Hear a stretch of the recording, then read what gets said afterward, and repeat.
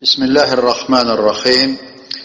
Qardaş sual verir ki, bəs şiyələr belə şübhə gətirirlər, bəs Əbu Bəkir, Ömər və Osmanın Peyğəmbər sallallahu aleyhi və səlləm tərəfindən təyin edilmiş olması deyil, cəmaat tərəfindən seçilməsi məsələsi, yəni buna nə cür münasibət bəsləyirsiniz, belə bir sual vermişdir.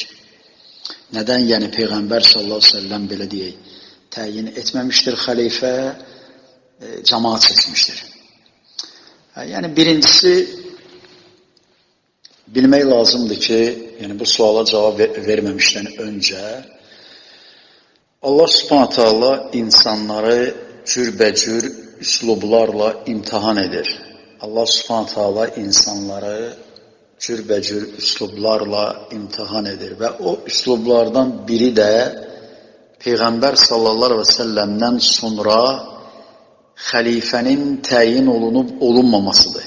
Yəni Allah subhanətə Allah bununla insanları imtihan edir. Görüm,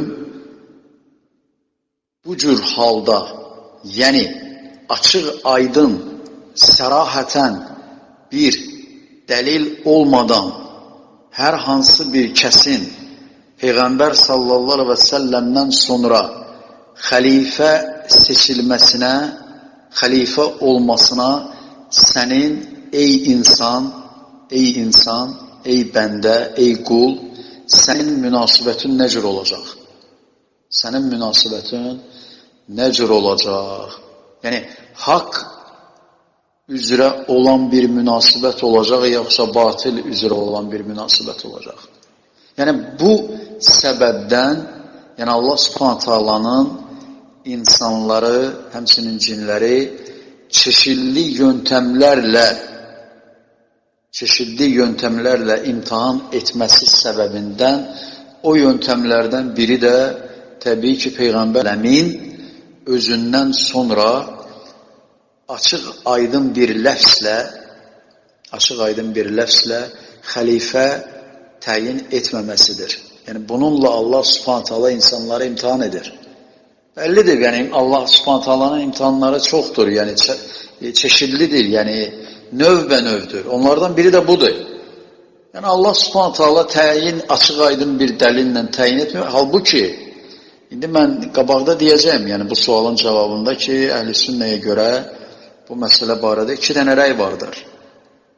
Lakin Allah subhanətə Allah'ın hikmətidir ki, Allah-u Teala Peyğəmbər sallallahu aleyhi və səlləmdən sonra xəlifəni açıq, aydın, sərahətən bir dəlillə, bir nasla bəyan etməmişdir. Bu Allahın hikmətidir, bu Allahın imtihanıdır. Nə cür ki, misal üçün Allah subhanətə Allah Peyğəmbər sallallahu aleyhi və səlləmi çeşidli yöntəmlərlə, üslublarla imtihan etmişdir ki, o üslublardan və ya yöntəmlərdən biri, misal üçün, Peyğəmbər sallallahu aleyhi və səlləmin oğlan evladının 4 evladı olmasına rəğmən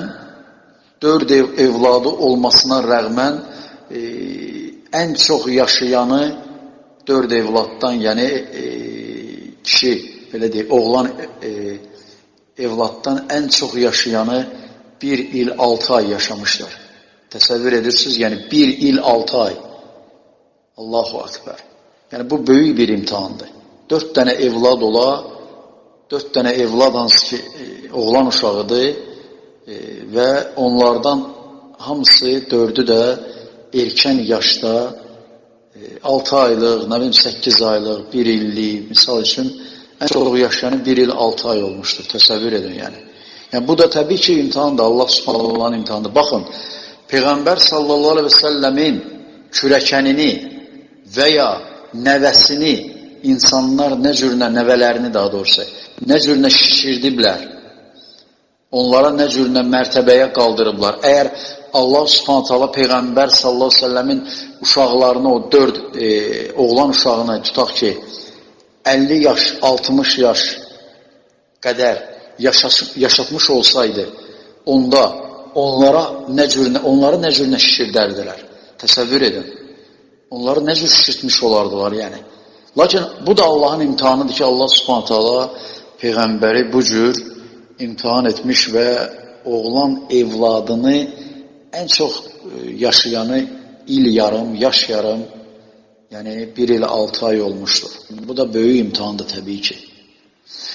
Amma bu sualın cavabına gəlincə, təbii ki, bu sual yəni Ömər ibn Xattab radiyallahu anhu və Osman bin Affan radiyallahu anhunun xilafətinə aid deyil. Çünki onların xilafəti yəni başqa zamanda olmuşdur.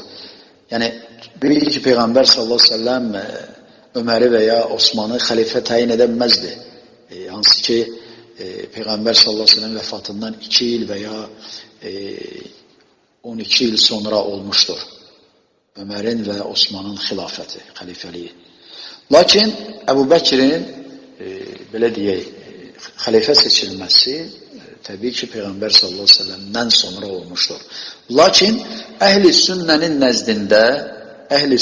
nəzdində Əbu Bəkir radiyallahu anhu, Əbu Bəkir Əs-Siddiq radiyallahu anhunun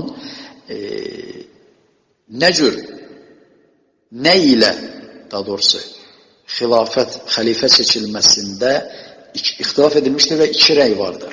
Bunlardan birincisi demişlər ki, işarə ilə və nassul cəli, yəni açıq aydın bir dəlil ilə Peyğəmbər sallallahu aleyhi və səlləm özündən sonra Əbu Bəkirin xəlifə olmasına hökm etmişdir. Nassul cəli ilə, yəni açıq aydın, sərahətən bir dəlil ilə ki, bu birincidir. İkinci rəy isə nassul xəfi, yəni məxfi, gizli bir nas ilə Peyğəmbər sallallahu aleyhi və səlləm xəlifə, daha doğrusu Əbu Bəkir xəlifə seçilmişdir Peyğəmbər sallallahu aleyhi və səlləm tərəfindən. Birinci rəyi deyənlər ki, ləfsul cəlilən ilə seçilmişdir. Bunu deyənlər, deməli, əhl-i hədisin bir dəstə alimlərdir. Həmçinin Əbu Muhammed İbn Həzmin Əz-Zahiri məzhəbindən olan Əbu Muhammed İbn Həzmin görüşüdür. Amma ikinci rəy deyənlər, yəni Nassul Xəfi ilə deyənlər isə bu Əl-Hasanul Basri və əhl-i hədisdən bir cəmaat tərəfindən olan cəmaatın bir görüşüdür. Həmçinin İmam Əhməddən də gələn bir rəvayətdən, yəni bu rəydədir. Gələn rəvayətlərdən biri budur. İmam Əhməd ibn Həmbən rahiməhullah.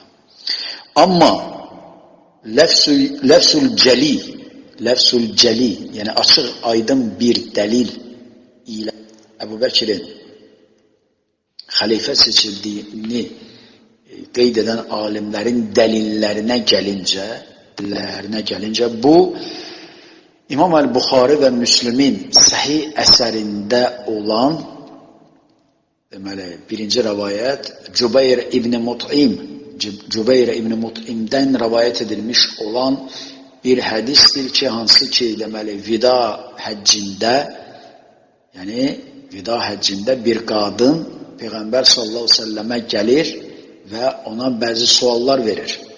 Və getdiyi zaman, məşhur hədisdir, deməli, getdiyi zaman sorur ki, bəs əgər gələn il gəlsəm və səni tapa bilməsəm, onda kimə sorum? Elə bir ki, o dedi ki, yəni Peyğəmbər sallallahu aleyhi ve sellem vəfat etsə, necə hədisdə gəlir, kimə sorum? Yəni, bu sualın üzərinə Peyğəmbər sallallahu aleyhi ve sellem dedi ki, əgər məni tapa bilməsən, onda Əbu Bəkirə gedərsən, Əbu Bəkirə sualı verərsən, yəni. Əgər məni tapa bilməsən, həmin suallarını sormaq üçün Əbu Bəkirə gedərsən, Əbu Bəkirin yanına gedərsən. Bu hədisi İmam Əl-Buxari səhihində 3 yerdə, 3 fərqli yerdə rəvayət etmişdir. Birincisi 3659 sayılı rəvayət, ikincisi 7220 sayılı rəvayət, üçüncüsü 7360 sayılı rəvayətdir. Amma ikinci, həmçinin bu hədisi İmam Müslim rəvayət etmişdir səhihində 2386 sayılı rəvayətdə. Həmçinin ikinci dəlil İmam yenə də Buxari və Müslimin səhihlərində olan deməli hədisdir ki, hansı ki Ayşə radiyallahu anhadan rəvayət edilmişdir. Orada da deməli bu hədis də Peyğəmbər sallallahu əleyhi və səlləm məşhur hədisdir. Yəni müxtəsər qeyd edəcəyəm. Deməli Peyğəmbər sallallahu əleyhi və səlləmin xəstəliyi, yəni ölüm xəstəliyi zamanı, yatdığı zaman buyurur ki, Peyğəmbər sallallahu əleyhi və səlləm bəs Əbu Bəkri mənə çağırın ki, mən hətta ona bir kitab yazım ki, hətta mən qorxuram ki, biri çıxar və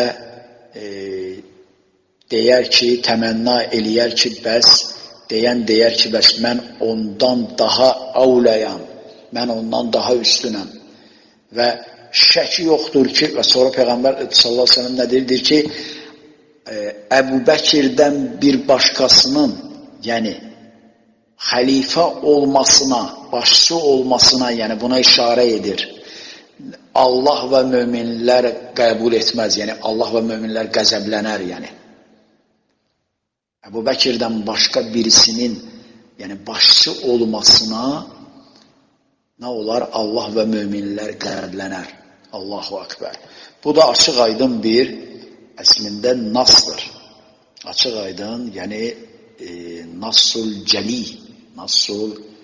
cəlidir, açıq aydın bir nasdır. Hansı ki, deməli 2387 sayılı hədisdir ki, İmam Müslimdə rəvayət edilmişdir. Həmçinin İmam Əl-Buxarinin səhihində 5666 sayılı və başqa rəvayətlərdə, başqa nömrəli hədislərdə bu hədis keçmişdir və həm İmam Müslimin səhihində, həmçinin İmam Əl-Buxarinin səhihində bu hədis çeşidli ləfslərlə, çoxlu sayda ləfslərlə, çeşidli ləfslərlə bu hədis rəvayət edilmişdir və həmçinin deyildiyi kimi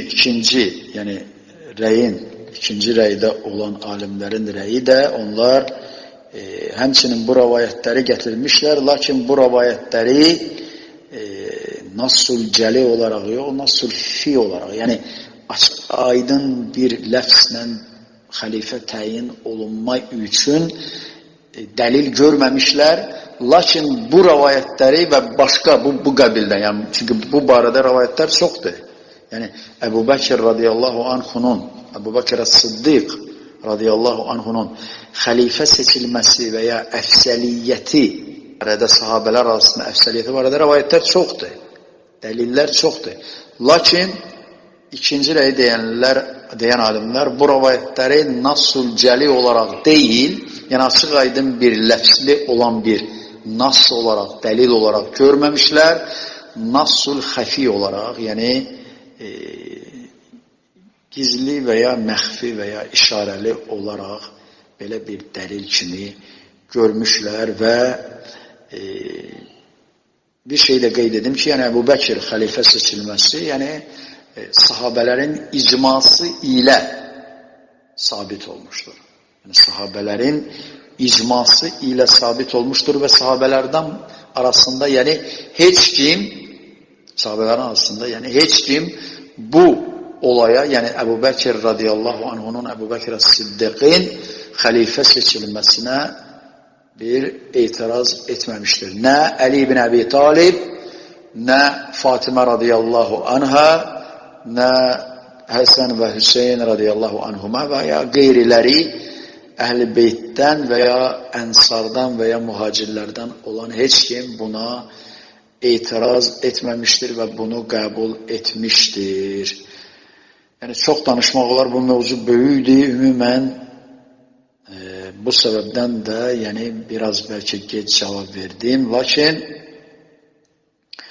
bu məsələ sabitdir və Əbu Bəkr radiyallahu anhunun, Əbu Bəkr Siddiqin xəlifəliyi icma ilə sabitdir.